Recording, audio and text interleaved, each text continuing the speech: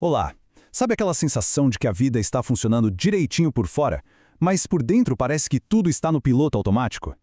Pois é, hoje a gente vai mergulhar nessa história, quase como se estivéssemos folheando uma graphic novel sobre essa experiência de só manter as coisas no lugar. E vamos começar pelo primeiro ato, o dia em manutenção. O cenário aqui é um dia aparentemente perfeito, sabe? Onde a estabilidade é total, mas por baixo de toda essa calma, alguma coisa parece oca, vazia. Então, esse aqui é o nosso primeiro quadro da história, a cena de abertura. Tudo está no seu devido lugar. A rotina é cumprida, as mensagens são respondidas, as tarefas são feitas, não tem nenhum problema, nenhum atrito. E aqui, o ritmo da história se estabelece. O dia simplesmente avança, com uma precisão quase mecânica. Um movimento constante, totalmente previsível. É como se o tempo estivesse só passando, sabe? Sem deixar nenhuma marca de verdade.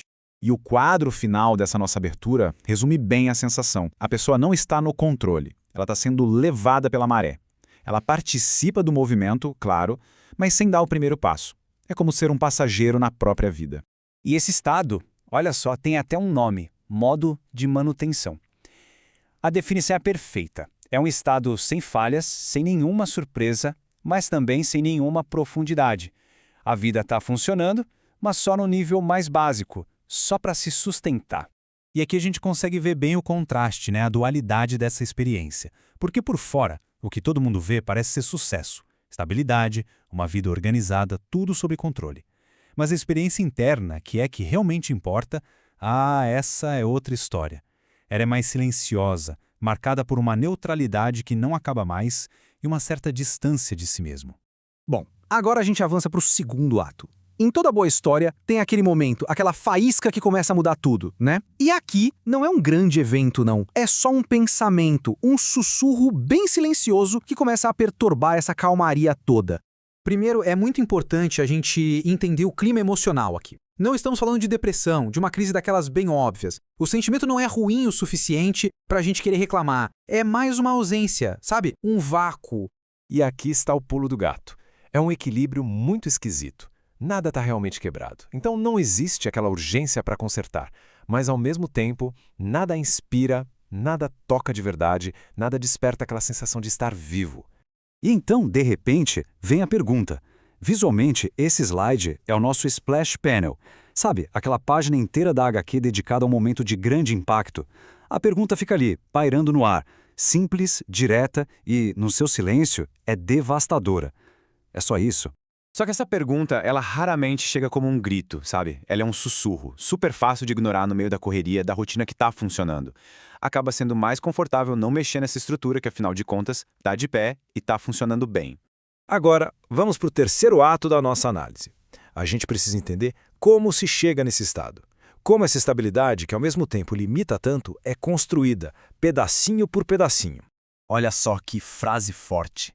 Ela resume perfeitamente a experiência. É como se a pessoa fosse, ao mesmo tempo, o ator e o espectador da própria vida. Existe uma participação, sim, mas ela é contida, é observadora, sem aquele mergulho completo. E esse slide aqui faz uma distinção que é chave. De um lado, a gente tem os verbos da manutenção. Cumprir, entregar, sustentar. São ações que garantem a estabilidade, claro, mas que também acabam limitando. Do outro lado, os verbos do viver, mergulhar, movimentar, até desorganizar. Eles trazem risco, bagunça, mas também trazem envolvimento e profundidade. E aqui a gente vê o processo quase como uma montagem de cenas de um filme. É uma coisa sutil que vai sendo construída no dia a dia. São aquelas pequenas vontades que a gente deixa de lado, impulsos que ficam para depois, partes da gente que não se encaixam muito bem na rotina e que aos poucos vão sendo silenciadas. E com isso, a gente chega no nosso ato final, o momento da virada. A hora daquela percepção de que só sustentar a estrutura não é o bastante e o que é preciso para começar a sair desse modo automático. Essa é a grande sacada, a revelação da nossa história. Uma frase super simples, mas que carrega todo o peso dessa jornada. Sustentar a vida é uma coisa, agora vivê-la de verdade, isso é outra completamente diferente. E o que é curioso é o tipo de cansaço que esse estado todo gera. Não é aquele esgotamento de quem trabalhou demais. É um cansaço por falta de significado, por se conter o tempo todo dentro dos limites do que é estritamente necessário. Então, como é que a mudança começa?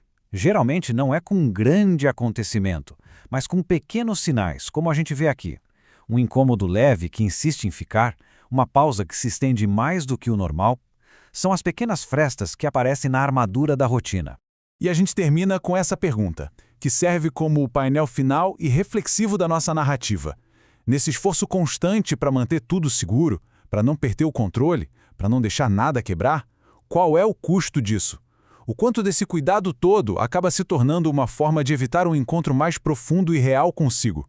Fica aí uma questão para a gente pensar.